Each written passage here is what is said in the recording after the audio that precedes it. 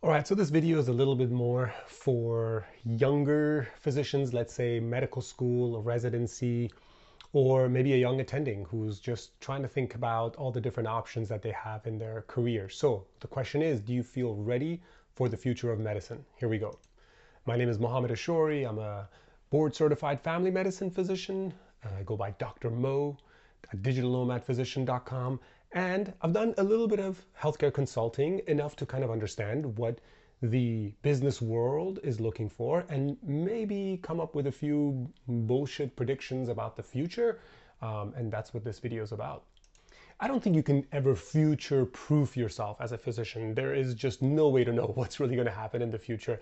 But if I was maybe a young, very eager medical student or undergrad student, resident in any of that uh, time frame, I would try to think about how maybe the current technology that's on the horizon is going to affect the way medicine is practiced in the future. And then I would try to think, where can I have the most amount of impact? Because in all the medical school interviews, you hear that the medical students and uh, incoming undergraduate students are like, I just want to make a difference. I want to have an impact. I want to change the health of somebody.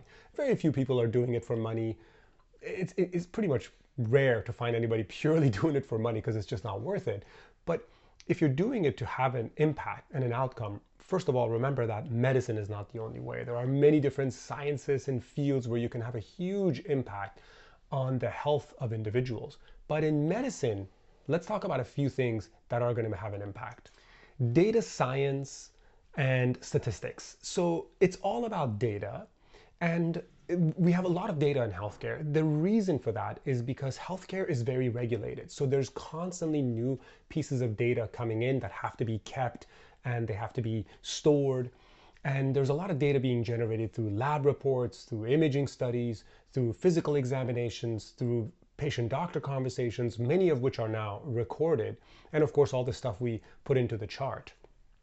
And there's a lot of research in medicine that's constantly coming up. So there's a lot of different data points. One issue with the data points is that they're not necessarily they're not assigned any specific value that a system can later use to say, okay, this is a lab data and this is a positive lab data, this is a negative lab data. That stuff is still developing. So we're still maybe 10, 15, 20 years out to see a major transformation in healthcare, but we're probably going to see fairly impressive changes as far as diagnostics based off lab reports alone. And maybe a few years after that, we're going to kind of incorporate the physical exam, the patient's voice, patient's biodata, their vitals, their labs, their imaging results, all of that together to then paint a really good picture of what the patient is experiencing and maybe predict how the patient might how they might fare with a specific treatment protocol. So you need data science to understand how data works in healthcare, and you need statistics to understand the importance of assigning certain values to specific data points. Now, of course, you can get started in the very detailed minutia, so you can really get into mathematics. But you can also take a look at how data is manipulated, such as in data science, using Python, using R, using regression analysis, looking at data tables, and just even visualization of data. Because when we're going to have so much data available to us, and we assign this little computer that can probably fit in your pocket, to come up with a conclusion, we're not necessarily going to know how it came up with that conclusion. So that piece is the visualization, and that's also a great skill to develop. So shifting away a little bit from data science and statistical analyses, but also staying in kind of the deep sciences, I think physics is a big one. Other math fields are quite important, and also understanding algorithms. So kind of logical thinking. These are all detailed scientific fields that I know only cursory things about when I was in different healthcare consulting roles. But understand that right now we have a lot of 2D images. However, an algorithm can extract a lot more information from a simple 2D. Much more so, it can extract data that we weren't even thinking about. For example, what time was this x-ray taken? If it was taken in the middle of the night in the emergency room, it's much more likely statistically that this is going to be a positive result versus if it was taken at, I don't know, noon or on a very cold and rainy day where a lot of people come in because they just want to be out of the elements. So being able to understand all of these different nuances, especially from a clinical perspective, is quite powerful.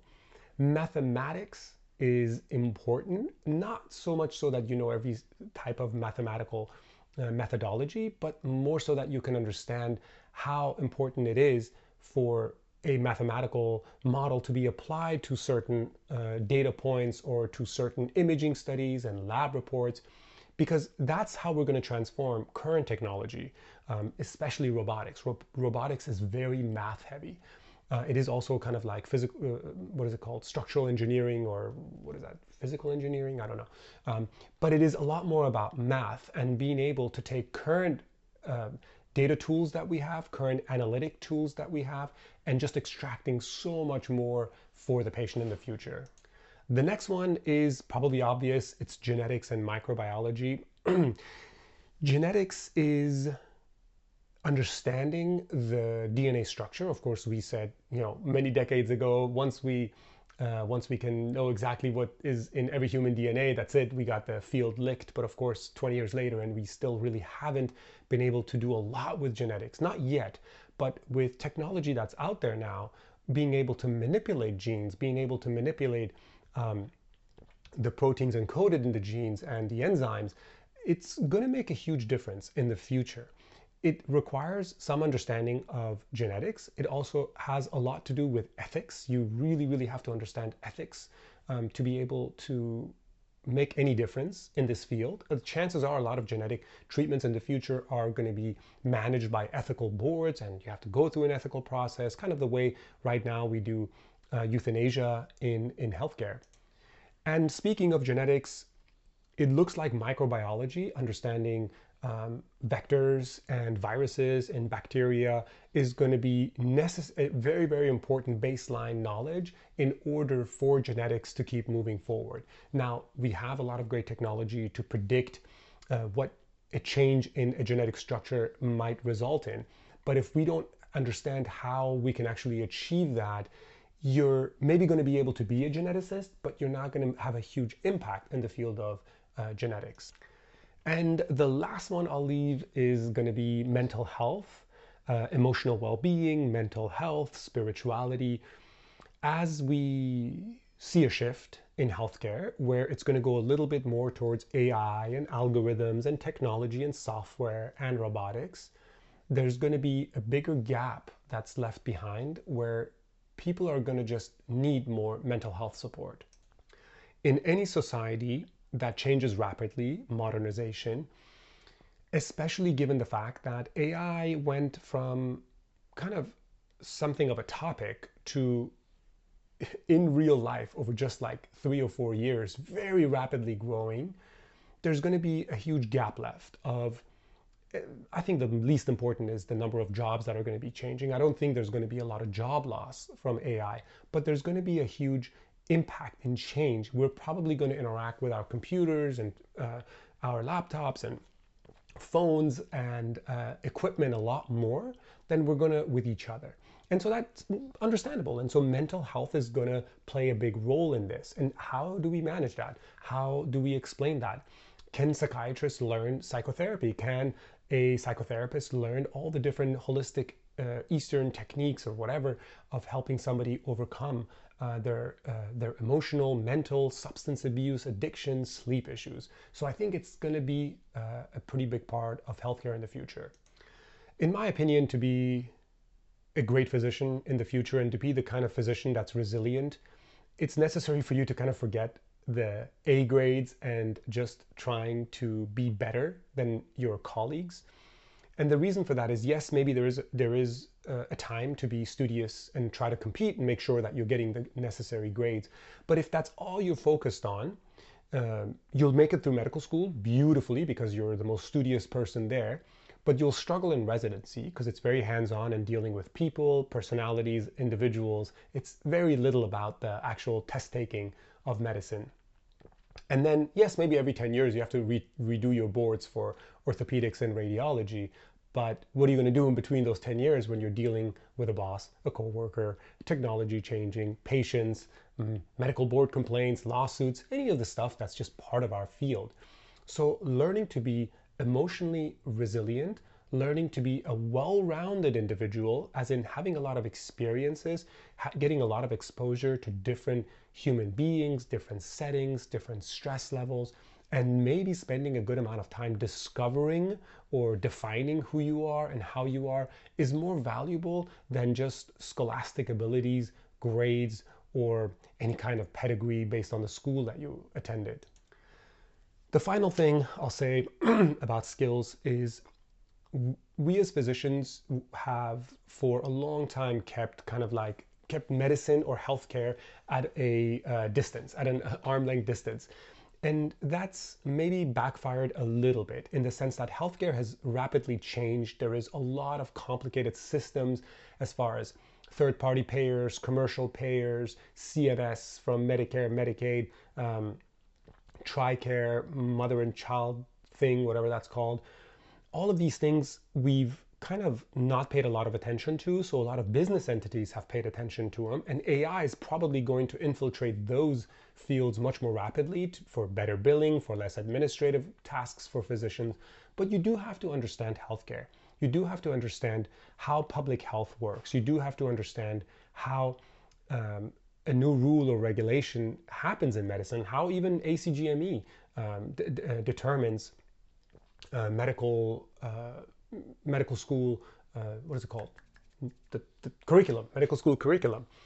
So all of that is now a necessity because the future physician is not likely going to be very happy being in this one particular role, working for this one particular company, if they're not able to be versatile and readily jump from one position to another until they find the perfect job.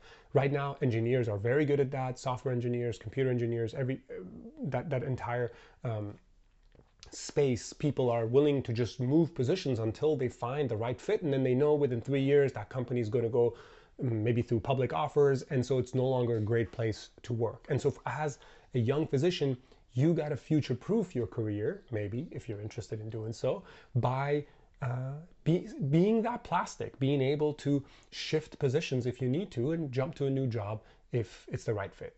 All right, guys, that's it for me. Go to digitalnomadphysician.com if you're interested in learning more. I write a lot about these topics. If you're interested in my online course to start your own virtual medical practice, go to digitalnomadphysician.com/course. And if you're interested in a coaching session with me, go to /consult. Take care, guys.